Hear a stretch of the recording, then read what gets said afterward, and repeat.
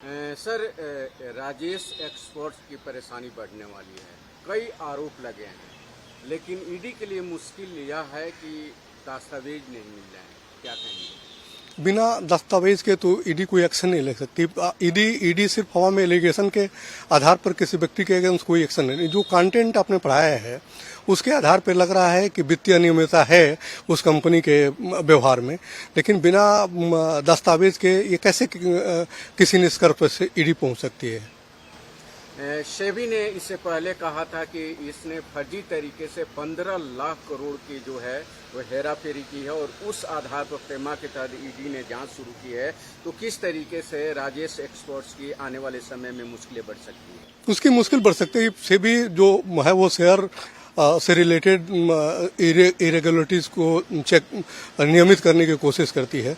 तो अगर उसने स्टेटमेंट दिया है कि इसने 15 लाख समथिंग का इन्होंने फ्लक्चुएशंस किया मार्केट में, तो डेफिनेटली उसके पास कोई डॉक्यूमेंट होगा और ये स्टेटमेंट सेबी का हवा में नहीं है।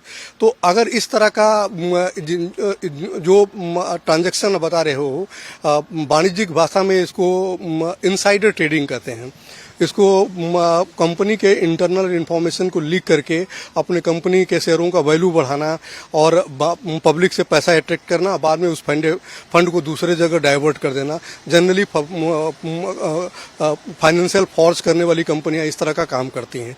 तो राजेश एक्सपोर्ट के संदर्भ में यही लग रहा है कि उसने इनसाइडर ट्रेडिंग का काम किया, जो एक ऑफेंस है और एक वित्तीय अपराध है। ये सीरियस फ्रॉड इन्वेस्टिगेशन के अंतर्गत और कंपनी लाद में भी, तो उसकी मुश्किलें डेफिनेटली बढ़ सकती है।